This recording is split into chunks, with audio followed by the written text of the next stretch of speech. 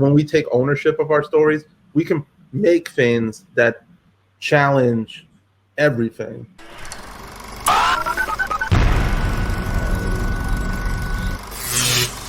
Hey there, and welcome to a brand new episode of Pop Culture Planet. I'm your host, Kristen Maldonado, and today we are chatting with the creator of Nuevo Rico, which just premiered at South by Southwest and won big, Kristian Mercado Figueroa. First of all, congratulations on South by Southwest.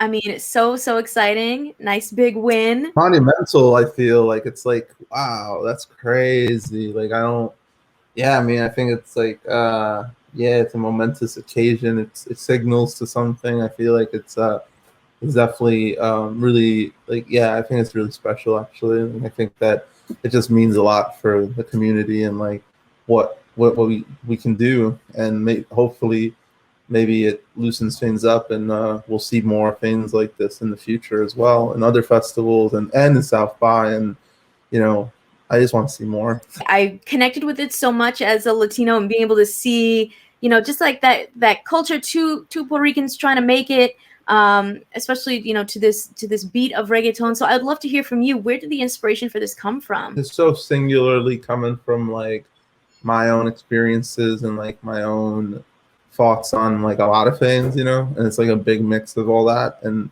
I thought I was definitely like, I'm really loving like reggaeton. Like in general, I think reggaeton is so special and so magical, and like I think that it's interesting that reggaeton doesn't have like a visual cinematic language to me, because like hip hop does.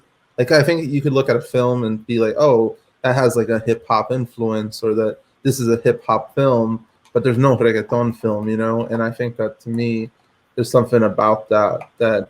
And when I think about reggaeton, it's just so magnificent. It's so mixed. It is so wild. It is so many things, and I wanted to express that in some way, because I think like it's weird to think about, but I think of reggaeton as a little bit psychedelic, because it's mixing so many things, and it's so loose and wild and special and like interesting, and it's very mixed. I mean, like, it comes from the dembow beat, which comes from Africa. It comes from Jamaica. Originally when we would take Shabba Ranks, and then like it goes to Puerto Rico, gets remixed, becomes like it gets remixed in Los Caseríos, like Caseríos, like, which are like you think projects are bad, go to a Caserío, bro. Like that's like in Puerto Rico, that shit is a little hectic. And then like all these cats who like blew up, they came from like extreme poverty, you know what I'm saying? The extreme poverty of the Caseríos like is kind of wild. So I think like that's a big inspiration point, like just the idea of like coming out on top from nothingness, I think that's something so many people can relate to, but like, I don't know, I just feel like especially growing up Latino is kind of like you always gotta keep pushing and like prove yourself, and I definitely totally resonate with that idea. There's a lot of pressure. There's a lot of like things that like happen or exist, or infrastructure in the society and the world that really fight against you. Like you're not like set up to win, so that when you win, it's like even here's the crazy part, like you're set up so much to lose in society, like especially American society, as any like person of color, that like even if when you win, you still feel like you're losing, which to me is crazy. You mentioned the psychedelic vibe and how reggaeton, has that kind of psychedelic influence to you.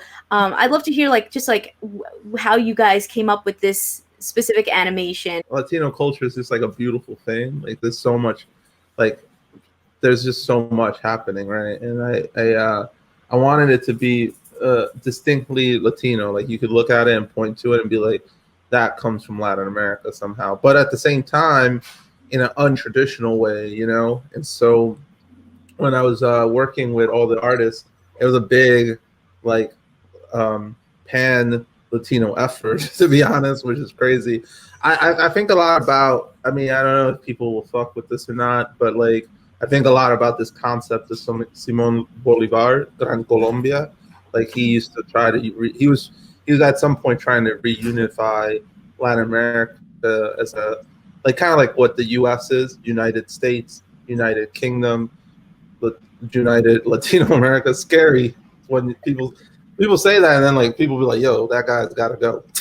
So like I'm not even saying it makes it like whoa, that guy's crazy. And honestly, it's a very complex thing. Like saying that just as an empty platitude is not completely correct, because there's a lot of distinctions in Latin America that kind of like, that might be a pipe dream. But I think about that with the Caribbean too, where like the Caribbean is like, it used to be one, and it got split up and cut up and sent off to different people.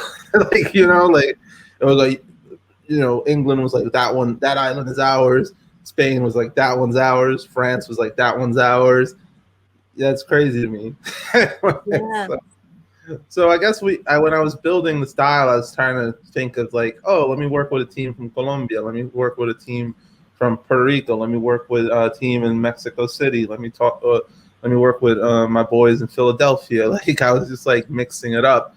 I even had a team from Vietnam too. So like when you introduce all these different perspectives into the project, it becomes something new because we're like kind of challenging aesthetics of like what is pre-established, and I'm like constantly remixing the project to try to find something unique, and that it's its own. And I think that's important for something to be singular, like where people can look at it and be like, I've never seen that before. And it's important. I think it's really, really important because it proves to the world and the industry and the film industry that our stories are not being told the right way. You know what I mean? Like our stories are not being, like when we take ownership of our stories, we can make things that challenge everything, like it could change paradigms. It could change the industry. It could change, like to me, like Nuevo Rico could change animation if they were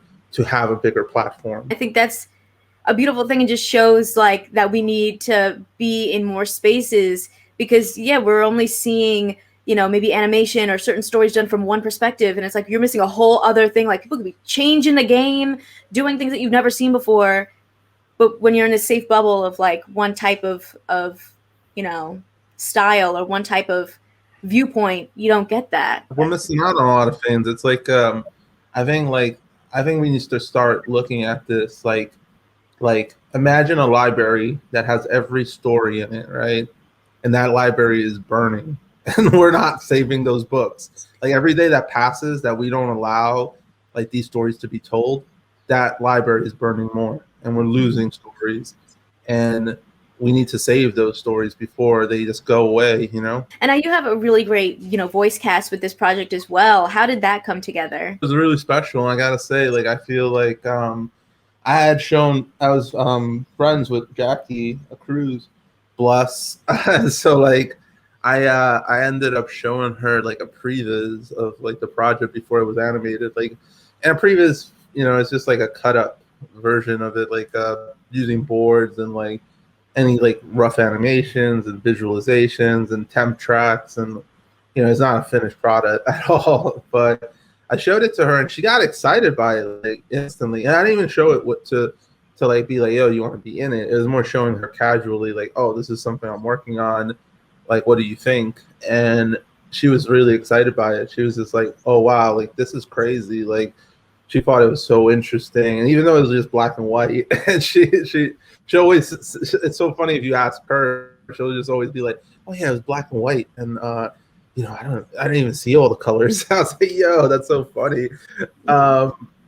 And she was like, hey, like, how do you feel about me being Barbie in this? And I was like, you know what? Like, that is interesting. Like, why don't we explore that? And then we talked a lot about the character, and then like that might have influenced some of the direction of it as well, as we were building it out. So yeah, we were really blessed. And then I think we should also talk about Anthony, because he plays Vico, he's half Jamaican, half Puerto Rican, which I thought was like, it was really interesting. We had a conversation like recently after we won at South by, where we were just elated and had like deep hearts. There's been a lot of heart to hearts. So I was talking to him, and I felt you could feel how big the win is for him. Like I felt that was really special. And like something he told me when we were talking was that you told me that me being half Jamaican, half Puerto Rican makes me perfect for this project. And in my history as an actor being casted, I've never heard that before, that I was perfect for the role because of who I was. And I was like, damn, that fucking messed me up. Like, but it's some real shit. And I think that there's something so special and powerful about casting an Afro Latino to play Vico, because he is literally the bridge, you know, like he kind of connects Jamaica and Puerto Rico, which is kind of actually the origins of reggae, you know, reggaeton. Like reggaeton comes from reggae, you know, like reggae, dembow beats, you know, find their way to Latin America, specifically Panama, which is very Afro-Latino too, and then really takes off in Puerto Rico, you know, and then blows up as this like huge movement. But it is the dembow beat, which is, you know, pure. The Caribbean is hyper. Like you can't separate Africa from the Caribbean. Like they're so interconnected. Like I think Caribbean identity in general is very like shaped by African identity. You know what I'm saying? And so like reggaeton, I think, is like an expression of that too, you know, like the dembow beat and how like those beats and rhythms are coming from Africa, you know? I think a lot of times, you know, people are not feeling appreciated in their identities and who they are. And to see him being able to be like, as an Afro-Latino, this actually like was really amazing that this kind of like connected with me. That's like insane. Yeah. That is awesome. In the world of casting and the world of like what actors experience, I think it's a real challenge because like, a lot of people aren't feeling seen, and there's not enough roles that exist that are showing them, you know, because there's not enough effort to kind of like create these characters, you know. And so I think like that's part of the problem, you know, like people aren't trying to like build these. I mean, I don't know, it's just a complicated thing, right? Like, and I kind of think we should see more of it, me personally, but like, I mean, I guess we're getting there. Like, we're starting to see it more, but yeah.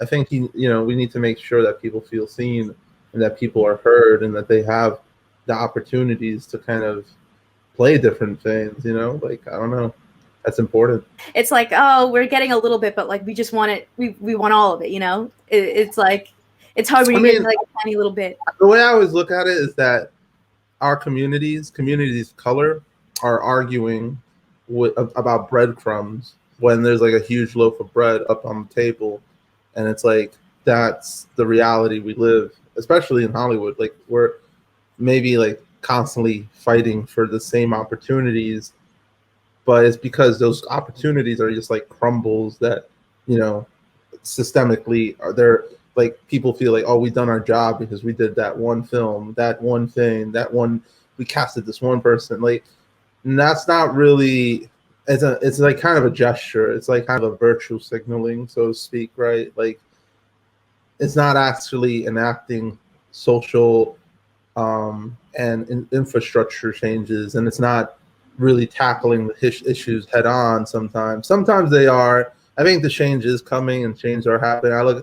I think what Black Hollywood has done is remarkable. Like I look at that and I think, wow, like you guys have figured it out in a powerful way, and I admire and look up to that. And I think that I'm hoping that our community can kind of follow suit and kind of start building infrastructure, because I think like when you kind of have like more like a singular, like single, like if you're one person and you just like exist in this sea of like, you know, whatever it is, it's so much easier to fail because there's no one else to help you or lift you back or catch you, you know, like you have to like survive. And I think the more we can have like more Latinos in the system and more Latinos actually working together constantly, then that means that you don't have to worry as much about falling, because we'll be there to catch you, but we'll also be there to like lift you up. And I mean, that's what we need to start doing more of, you know. So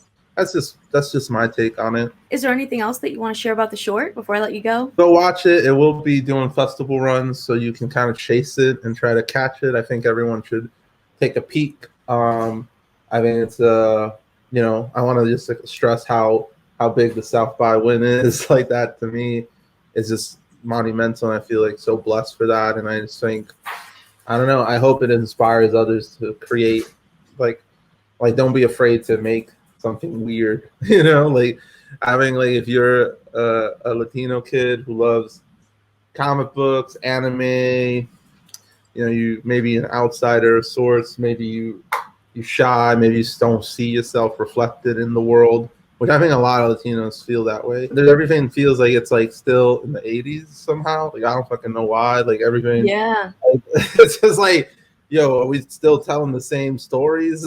Like, come on. Exactly. Yeah. No, totally. Let's move it up. Like, let's fast forward the tape a little bit. Yes. Like, you know what I mean? Like, Yeah. so I think there's powerful voices that are still emerging right now. There's a kid right now, like that's 21 in LA, you know what I'm saying?